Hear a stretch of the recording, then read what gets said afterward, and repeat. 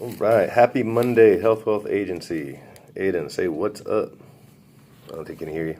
Look at Say what's up. Bring your kid to work day. It's summertime, so we do this a lot. Anyway, hope you guys are having a great week or start to your week. Wanted to do a real quick video for you guys. So let's just jump right into it. Got a lot of information. I don't want to make a 30-minute video that bores everybody. So, workout number 101. Last week we talked about nutrition. So this week, let's talk about program outlining. So when you first get out there to do your workout, you're going to need to warm up. Make sure it's an active, dynamic warm up. Save the relaxation stretching for the end of your workout to improve your performance. The second part is going to be a skill or strength. Guys, I firmly believe that you can't just do bodybuilding. That's 12 to 15 rep range all the time. Even though that is great for hypertrophy and building muscle, you're going to want to train in different ranges to get a very well-rounded physique and performance machine out of your body, okay? You need endurance, you need speed, you need explosive power, you need strength training, hypertrophy training, right? You need all of it. So decide whether or not the second 10 minutes of your workout is going to be a skill, like a gymnastics or jumping on something if you're trying to improve your vertical, or whether you're doing traditional strength training or Olympic lifting, powerlifting, whatever it is, that's where you're going to put it. Now, afterward, you're going to focus on your main strength training or the adjacent. You might use this part in that part, meaning what percentages are you going to be using while you're doing your strength training. If you're not doing a skill that day and doing strength, know where you are so that you can hit all those zones. So for example, this week we're doing 60%, next week 70%, the following week 80%, then we're going to be maxing out between 90 and 100%, redetermine our new strength levels and start over again in week 1 of the following month, okay? And that's a wave pattern. It's not the only way to go, but I think for the general fitness enthusiast is probably the best way, okay? Conditioning or slow go cardio, that's where you're going to finish to cool down and burn some fat. And listen, guys, you're either going to do it super fast and hard, like HIIT training, or a WOD, if you want to call it that. Your workout is your workout, but that conditioning should be about 15 to 20 minutes or less. If you start burning muscle, remember you're also burning your metabolism. If you've already done 30, 40 minutes of weight training, and then you try to go hard for more than 20 minutes, you're going to get a metallic taste in your mouth. You're going to feel like you're going to throw up and die. And basically, that's just you burning up muscle and destroying your metabolism, okay? On the days where you overwork really hard, I usually have me and my clients do slow go cardio, 30 to 45 minutes post-workout. I never do slow go cardio after hardcore conditioning workouts, metabolic conditioning, HIIT training, that kind of stuff. But I pick 1 or 2 of those. Now, I do follow a 2 on, 1 off, 2 on, 2 off workout schedule because that gives myself and my clients the ability to work really hard but then recover. I know a lot of people like this 5-6 days a week Man of Steel stuff, but the older you get, you're going to find that what they really mean by that is work out, do something every day. So typically Wednesdays like walk the dogs, take a long walk with the family, but be active so you're not a couch potato, but you're just not crushing it in the gym really hard, okay?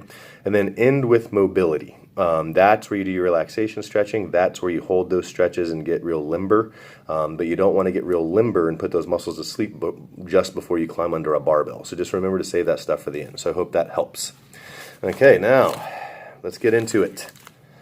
I got a message, how to get started in the insurance business. They had questions. So I'm just going to go over, what I went through, guys, really fast. Okay, so when I first got started, there was 3 versions that I've seen work, and here's how they went. One was MLM. Almost every policy I ever wrote was off somebody I recruited to my team. I never got to see regular clients that were just out looking for insurance, so I wasn't a big fan of that. As a traditional brick and mortar business person who's owned several gyms, I was looking for something a little bit different than that. I liked it. I cherished my introduction to insurance, but I wasn't looking for MLM, okay?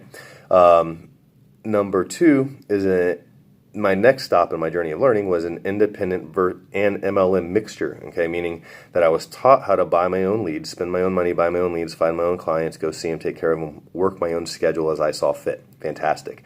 But a lot of pressure to heavily recruit and build a big team because of the washout rate in insurance. So I ended up not liking that too much, and another reason being is that when you're buying leads through an MLM company, you're going to pay 4 times what you would pay if you're really buying them, straight or churning them out yourself. Okay. Now, number 3 was where you go fully independent. Now you have 2 options. You can either take a lead cut or a percentage of a commission cut and have someone give you leads for free, or you can still buy leads at cost yourself without the hyperinflation on the lead cost. So either one of those will work. What I will tell you is this, okay? It's how you do it. So the reason that I ended up going through 3 different models is because as a traditional business owner, I just asked a lot of questions, okay? I'd built businesses, I'd been successful. I didn't understand how this insurance thing was supposed to go. Here I am, 7, 8 years later, and I totally get it. And now I just want to give the information to people that are asking me, help out. So how hard is it to hit 100K? That was the question. It's not, okay? In insurance, if you're getting a 20, 30% contract, that's a joke. If you're getting anywhere between 65 to 120, you're doing good depending on your situation. If you're having to buy your own leads, if you're having to do this or do that, because a lot of that's based on experience. A lot of agents come and they want 100% right off the bat, but they don't have the skill sets necessary, which is something I think is really important. So if your skill set's there and you put your time in and you have a decent contract, $100,000 a year is helping 3 people a week. It's not really that bad. So that's how hard it is. It's not, okay? So if you're looking to do something, do it. Just do it where you have a system so you can make money, okay? It shouldn't be recruiting people, and it shouldn't be spending $500 a week in the beginning on leads. It should be running leads, old leads, new leads, doesn't matter what kind of leads, just running them. But working on your skill set in the office to set appointments and convert in the field, truly helping people with integrity and honesty, by the way, but truly help them find out what they truly need and then helping them solve that problem, okay? And you'll hit 100K pretty easy. I know a lot of people I've seen struggling for 3 years in different models, MLM models, to hit 100K, okay? Now, Million Point Base Shop. The Million Point Base Shop is really simple too. You don't need 50,000 people to build a Million Point Base Shop or a Million Point AP office, or I've heard it said a bunch of different ways, okay?